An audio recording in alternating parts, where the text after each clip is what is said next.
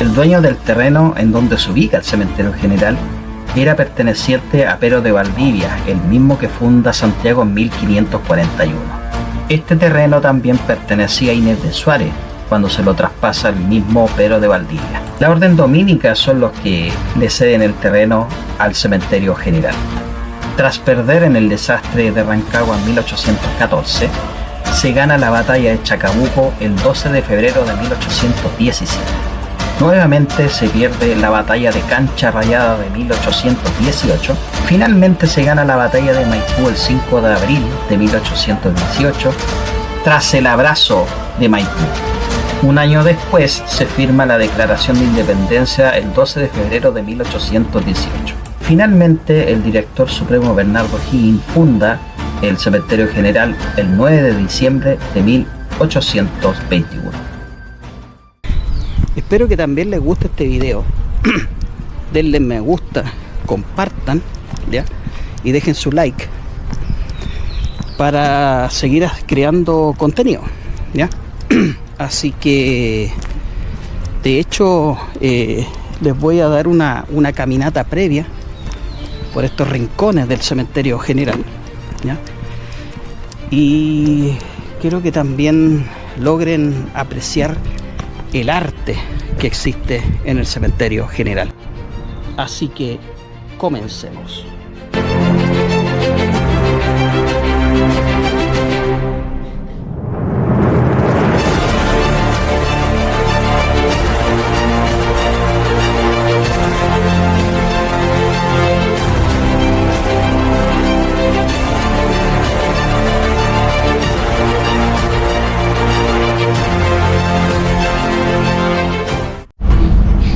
Bueno, ahora vamos a hacer ingreso a uno de los patios más polémicos de la época. Estoy hablando del patio de los disidentes, ya creado en 1854, ¿ya? Y ustedes a lo mejor se preguntarán por qué este patio fue más que nada creado, ¿ya?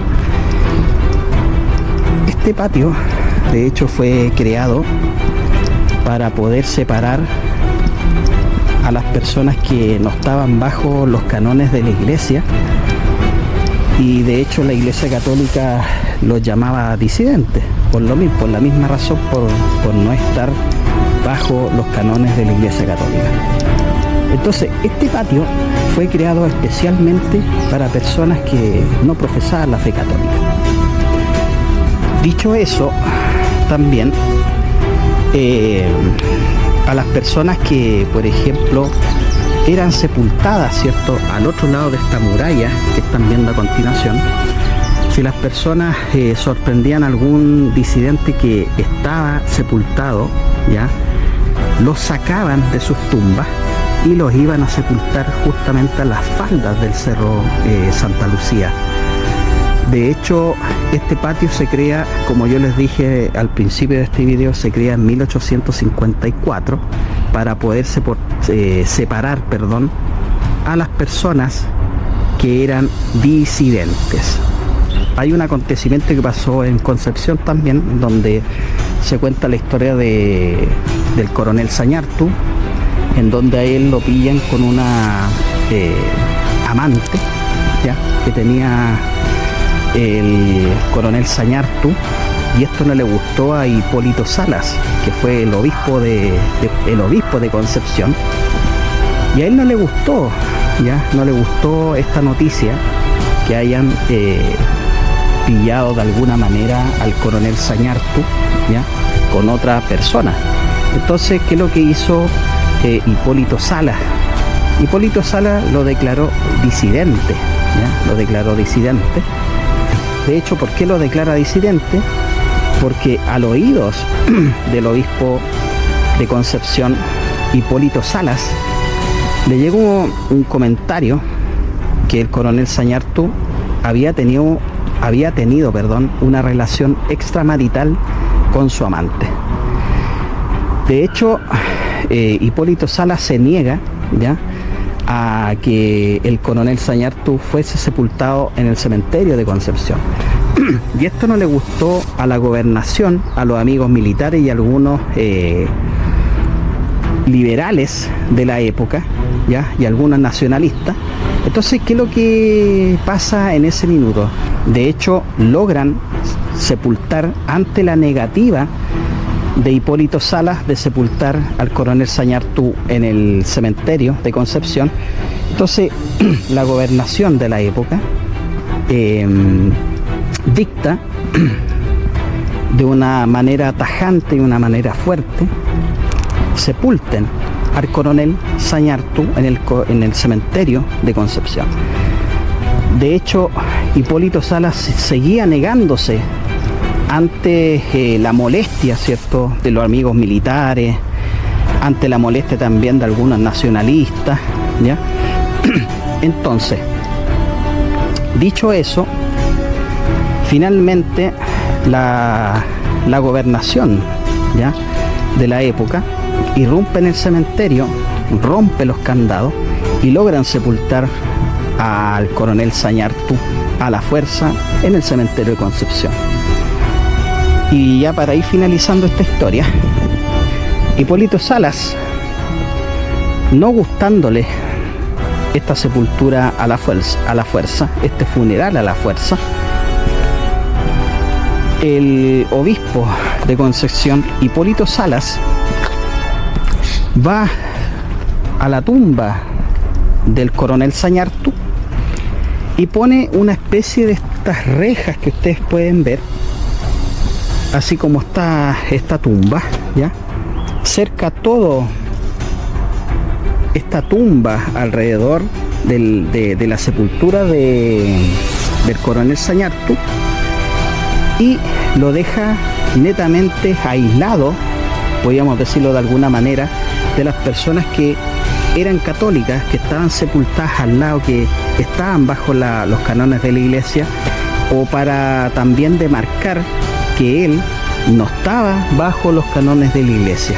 Es por eso que también el obispo de Concepción, cerca la tumba del coronel Sañartu, ¿ya?, para distinguirlo de las personas que sí realmente eran, ¿ya?, o que estaban bajo los cánones de la iglesia, y él no.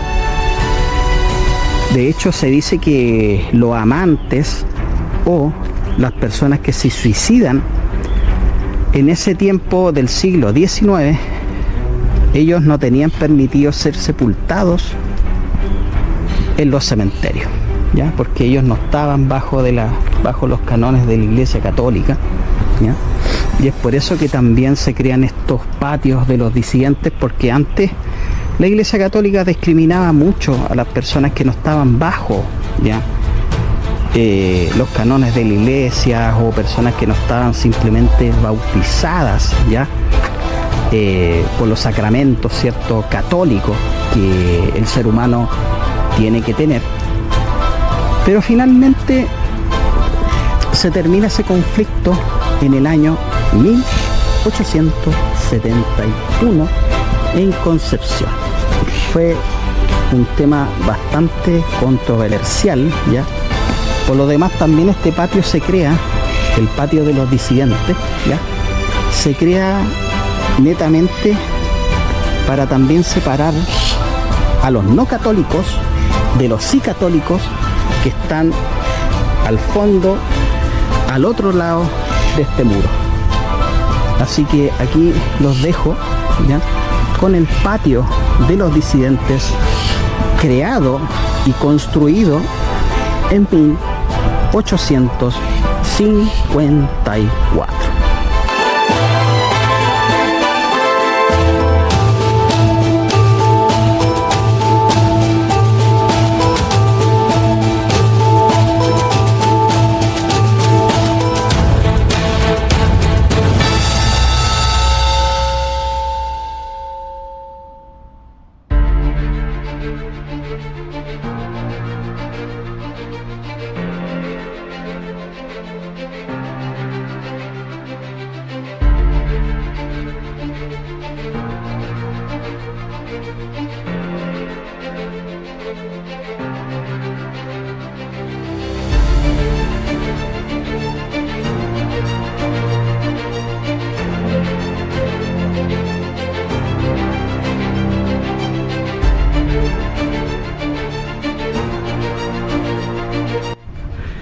Bueno, aquí nos encontramos en una de las capillas más visitadas del cementerio general, que es la famosa y nombrada Capilla Verde.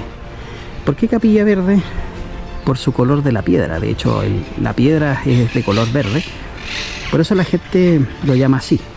Pero este panteón público, que así originalmente se llama, se crea en 1900 por el arquitecto Carlos Corsi, que está aquí mismo sepultado en este mismo cementerio. Lo crea en 1900, ¿ya?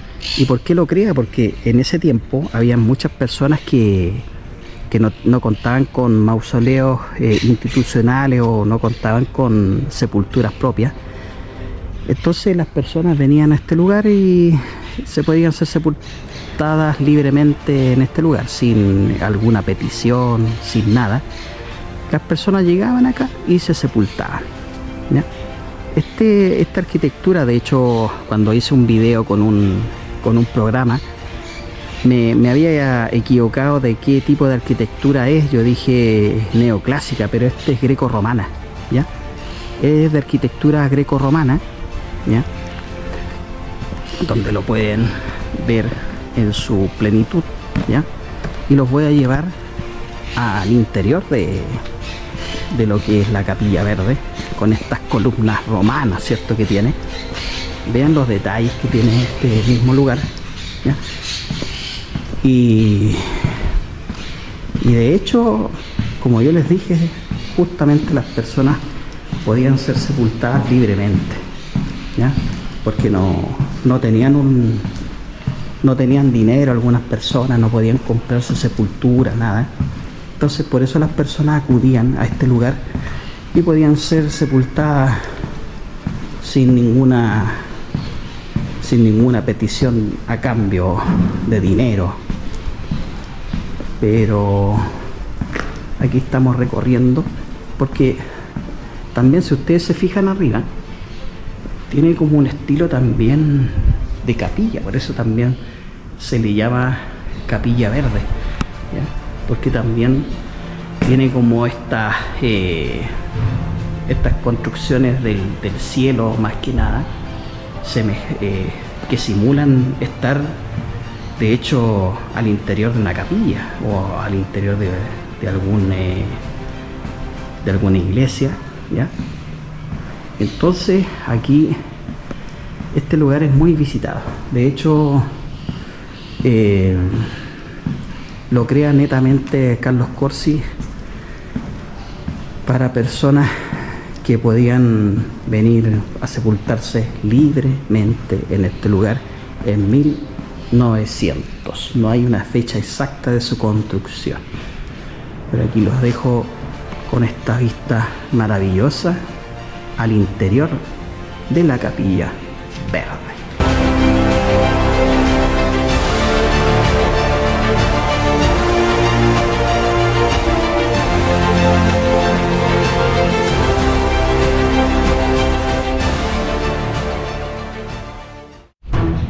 Bueno, acá detrás mío también está uno de los presidentes más cuestionados del siglo XIX o a finales del siglo XIX.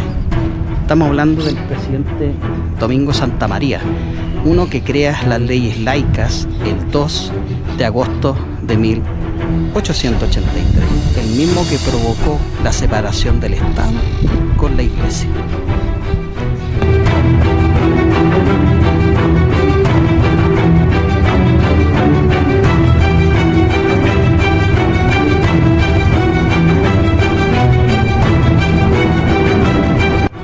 A mis espaldas también tenemos la tumba y monumento a la vez del creador del primer Código Civil chileno del siglo XIX. También fue creador de la Universidad de Chile, fue su rector, ¿ya?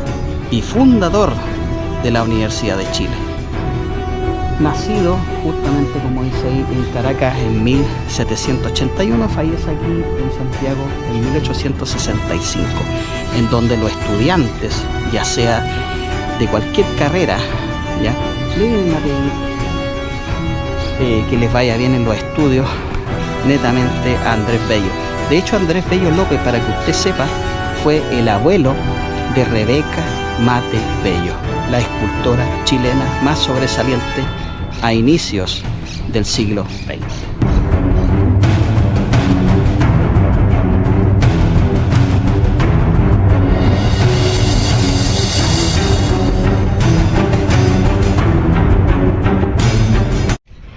Bueno, aquí también nos encontramos, no sé si llamarlo la tumba, cenotafio, porque según cuenta la historia, que se pierde el cuerpo de Candelaria Pérez, una heroína o una héroe de la guerra del Pacífico, cantinera, pero no porque le llamaban cantinera, podía haber sido, no sé, una persona que hiciera el aseo o se preocupara, cierto, de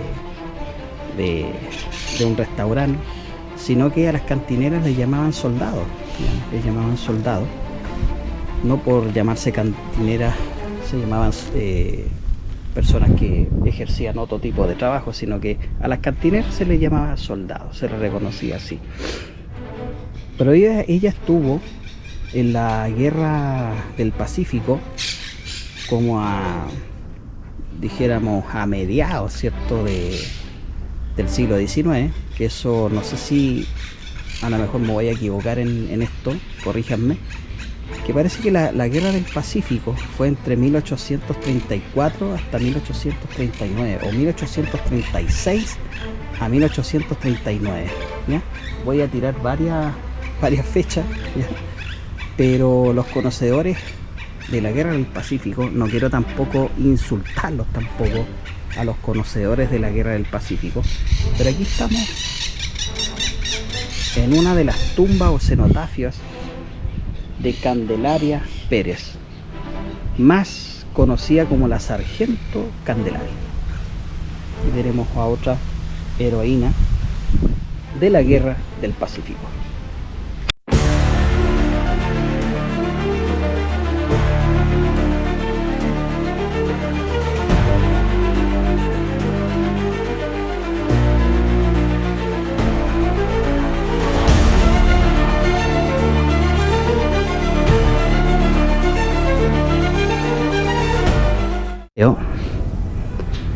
Está José Arrieta, un político muy amigo del presidente Balmaceda.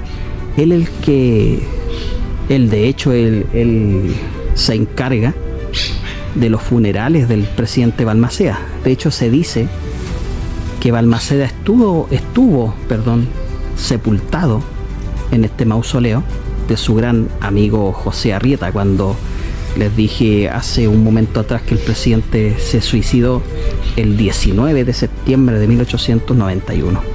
Y aquí estamos en este gran mausoleo en donde descansan los restos de José Arrieta, el mismo que se encargó de los funerales del presidente Balmaceda. De hecho, él es de origen paraguayo o uruguayo, creo. Pero aquí descansan los restos del amigo del presidente Balmaceda. Bueno, a mi espalda, justamente en la piedra que yo estoy apuntando, estuvo la cripta de Bernardo Higgins durante 100 años, aquí mismo al medio ya de la capilla gótica. Estuvo desde 1869 hasta 1979, estuvo el fundador ya y el creador del Panteón General, o llamado Cementerio General, acá en la comuna de Recoleta. De hecho, al reemplazo de su cripta está esta piedra en donde le escribe, cierto, en memoria al fundador de este mismo Camposanto. De hecho, la cripta de Bernardo Higgins está al frente de la Plaza de la Ciudadanía. Ahí pueden ir a visitarla y de hecho pueden ir a conocer en dónde está actualmente la cripta de Bernardo Higgins. Pero la cripta de Bernardo Higgins estuvo durante 100 años justamente al reemplazo de esta piedra durante 100 años, desde 1869 hasta 1979. Aquí en esta tumba descansan los restos también de Mariano Egaña, uno que redacta y crea la constitución de 1833 junto a Diego Portales, una constitución bastante autoritaria, bastante centralista, que le otorgaba todo el poder al presidente de la República, ya que si tú no tenías un bien, si tú de hecho no trabajabas, no pagabas impuestos, tú no tenías derecho a votar, ¿ya? Solamente la Constitución de 1833 permitía que solamente los hombres pudiesen votar en elecciones presidenciales, ¿ya? Elecciones de diputados, senadores, perdón. Entonces esta Constitución de 1833 duró hasta 1925, ¿ya? Y ahí se acaba con la Constitución portaliana, ¿ya?, del siglo XIX, y que duró entre 93 a 97 años de antigüedad. Es la constitución más antigua de Chile.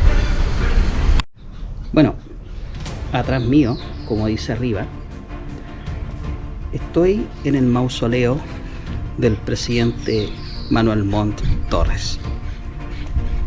En su gobierno pasaron muchas cosas que perjudicaron, ¿cierto?, su mandato, en el sentido de que se le vinieron dos revoluciones en su contra, la de 1851 y la de 1859. Pero también en su gobierno ocurrió un hecho que fue la cuestión del sacristán. La cuestión del sacristán, esto pasa en enero de 1856, cuando el sacristán mayor, ¿ya?, llamado Francisco Martínez, acusa al sacristán Pedro Santelices de haber destruido también una claraboya en la sacristía, y también lo acusa de un segundo hecho, ¿ya?, de haberse bebido junto a los amigos el vino consagrado de la misma. Esto provocó que Pedro Santelices, como no le gustó por parte de Francisco Martínez de haberlo expulsado de la Catedral de Santiago, él acude a la Corte Eclesiástica, en donde la Corte Eclesiástica falla a favor de Pedro Santelices.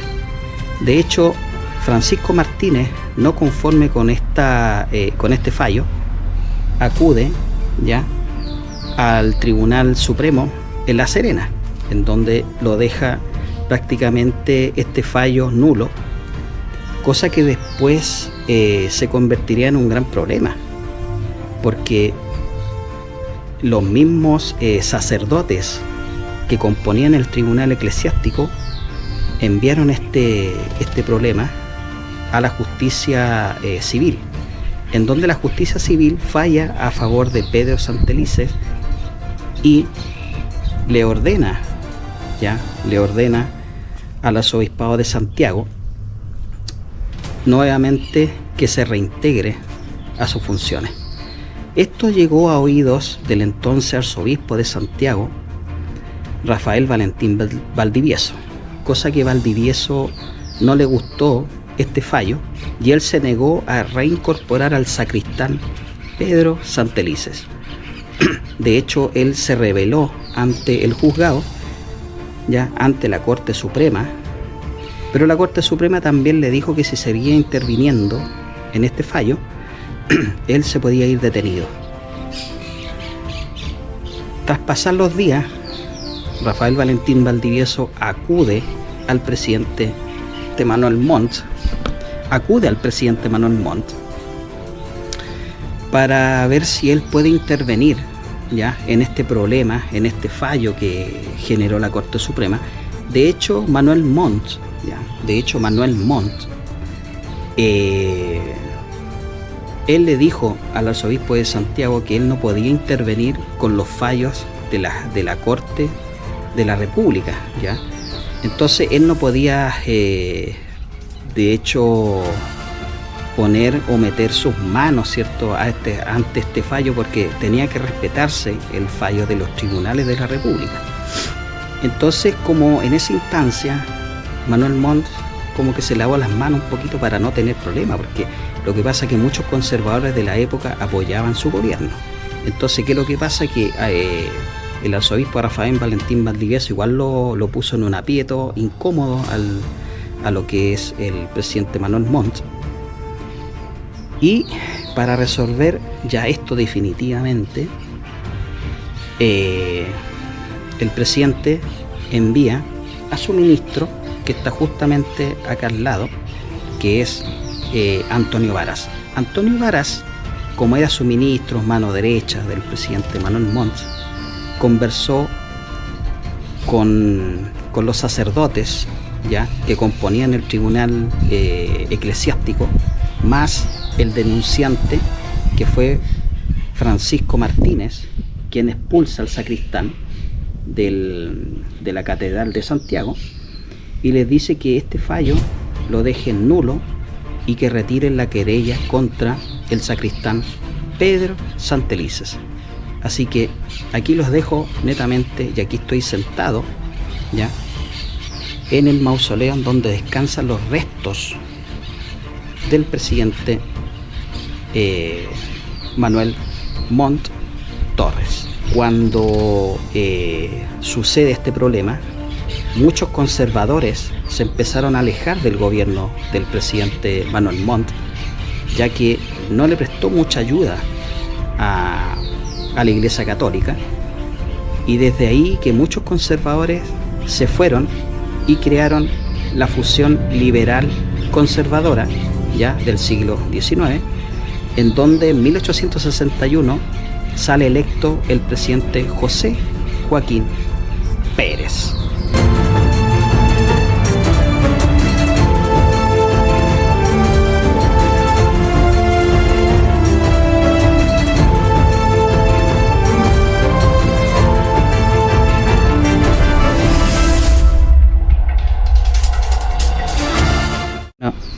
Bueno amigos, ahora nos encontramos en la tumba en donde descansa una de las heroínas más reconocidas del siglo XIX.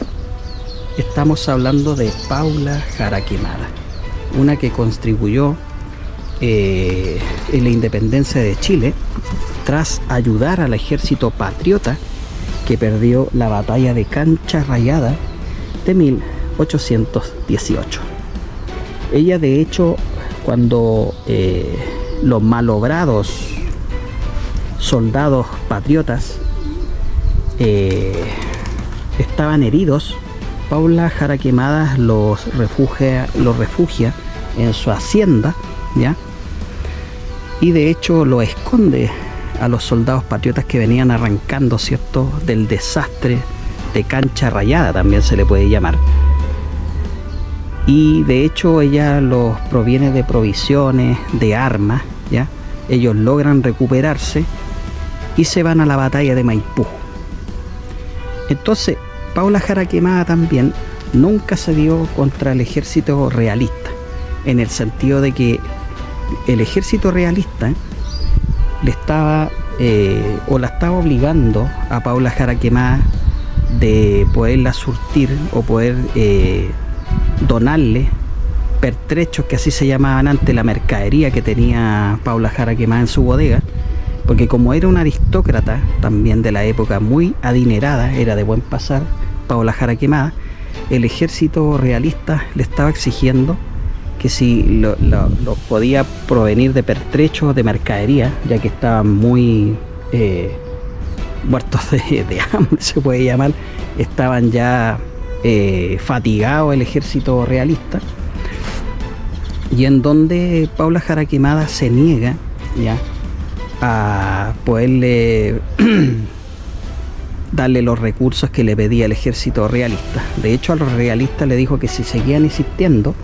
iba a quemar su casa, y ella no iba a ceder ante sus peticiones de los realistas. Entonces, como los realistas no le creyeron, Paula Jara Quemada tenía un brasero a los pies, ¿ya? Y ella lo da vuelta, y dijo: yo estoy dispuesto a quemar mi hacienda y no ceder ante sus peticiones. Y de hecho los soldados realistas, ellos al ver la negativa de Paula Jara Quemada y ver que también ella estaba dispuesta a no ceder, se retiraron lentamente. Así que aquí los dejo con la sepultura de una de las heroínas más importantes de la independencia de Chile y una de las aristócratas más reconocidas en el siglo XIX.